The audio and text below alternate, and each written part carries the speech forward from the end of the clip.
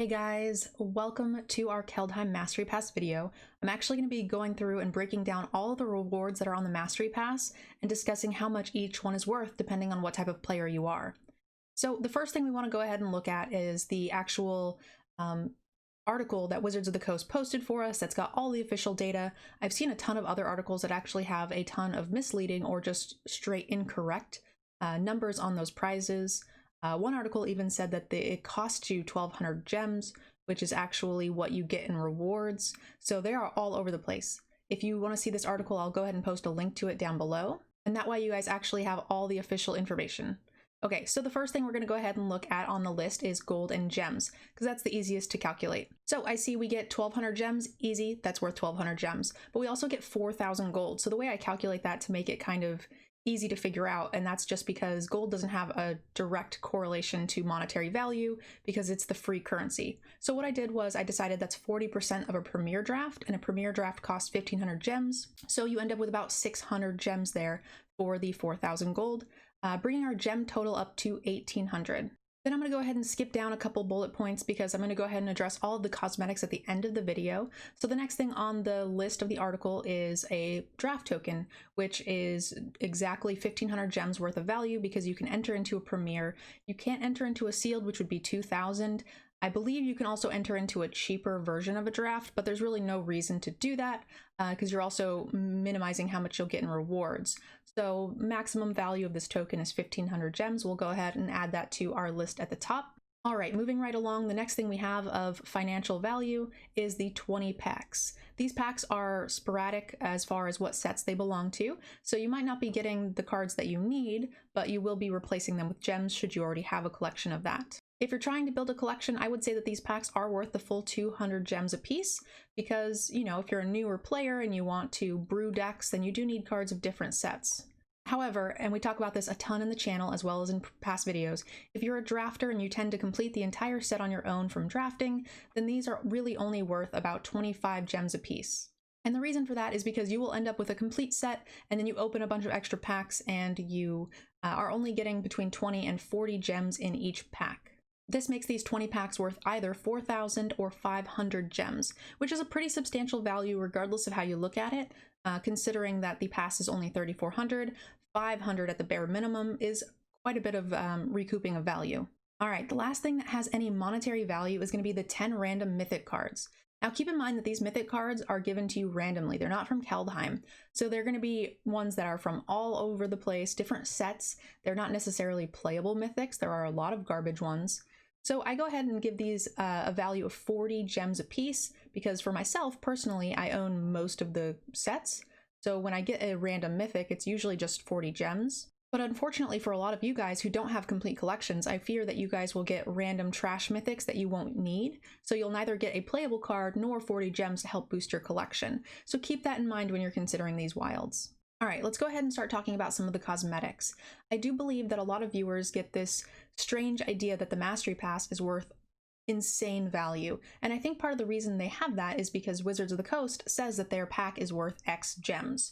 I believe part of that is because they inflate the value or give you the sticker value for every single cosmetic. The article says you guys are going to be getting 25 common and uncommon altars. Now these are random. They're going to be mostly for trash cards that you're going to see in draft, but probably not much else. So going ahead and looking at what these cost when they are not on sale, I decided to go ahead and look in the daily deals because that's the easiest place to find a bunch of, you know, random altars and see what they're worth. And they are normally worth between 400 and 600 gems a piece. So I'm going to say they're worth about 500 gems. All right, 500 gems a piece works out to be about 12,500 gems. So we can go ahead and go back to the store, go back to the gems and see what, you know, 12,000 gems works out to be. They're, you know, suggesting that you are getting about $65, $75 worth of common and uncommon cosmetics. And I would wager that a ton of these cosmetics are going to be pretty much useless that won't find their way into any of your constructed decks. So I get a lot of comments talking about how insane the value is, for these packs. And I think that's just because they kind of take Wizards at their, face value when they say, these packs are worth 75,000 gems, but for the low price of 3,400.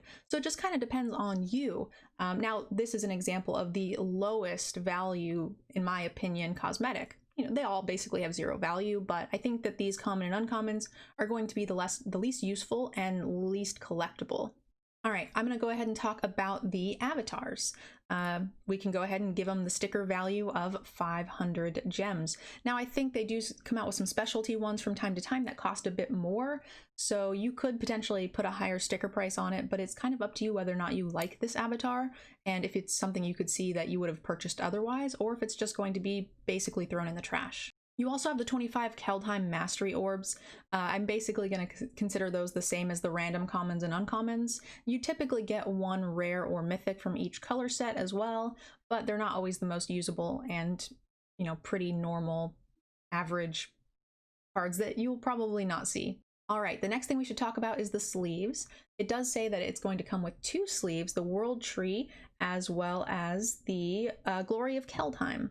So you can go ahead and check out the sleeve cost. They're actually 1,200 a piece, which is kind of insane.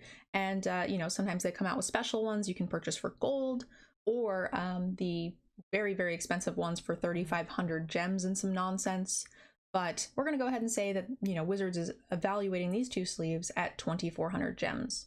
So far with the commons and uncommons, the sleeves and the avatar, we have about just over 15,000 gems worth of value. So far, totaling up the commons and uncommons, the avatar and the 2 sleeves, we've got just over 15,000 gems worth of value, depending on how much you think that is worth. Personally, I find it 0, but I know, like I said, I've been getting a lot of grief from people saying that, oh, you're so wrong, you're doing the math wrong, the packs are so much value, and I'm like, okay, where's the math wrong? And they're like, well, it just has value in it, and I'm like, where?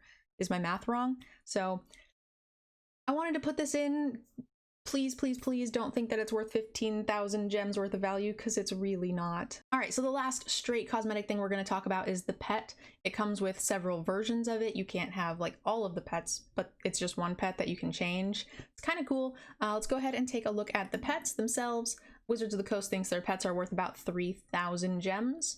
So, I mean, you can take that for what you want. I do think that the pets are a little bit cooler than the altars, because you're not going to be able to go back and get these. They go away after a certain amount of time, and they're kind of a neat collector thing to show how long you've been playing the game. And unlike card cosmetics that are for cards you won't use or will rotate out, this is something that you'll be able to use anytime. All right, so that puts us up to about 18,500 gems worth of value, which is roughly $100. Whether or not you value it at that, I'm not quite sure. I really hope that you don't. But $100 worth of cosmetics is kind of cool for those of you guys who are collectors. All right, the last thing I wanted to touch on were the 20 extra rares that are being offered in the Mastery Pass that you cannot get in any other way except for crafting. So it's really hard to put a value on it. I put no value on it because I don't play Constructed, so there's no way I will ever need these cards. But for those of you guys who are completionists or like to brew, they might be something that you would consider creating. So getting them through the Mastery Pass is definitely going to be a huge bonus, because it would be saving you 20 rare wild cards. Now, whether these cards are going to be good enough to be played, I don't know. Whether or not you would want to craft all of them, maybe only one of them is playable. So you can kind of take that for, how you play and how you collect as a MTG player. For me, whenever I open an extra rare, I consider that to be about 20 gems. So I know wildcards cost you a lot more than 20 gems to acquire, but you could put a blanket statement value of about 400 gems on these rares. All right, so for those of you guys who are looking strictly for monetary value in the Mastery Pass, you're looking at 4,200 or 7,700 gems worth of value if you complete every single level. So keep in mind, a lot of people think that this is going to come up pretty easily, but I know some people struggle, especially if, life gets crazy and you can't play. I typically on 2 accounts have no problem getting max level on both accounts. However, this last season I didn't.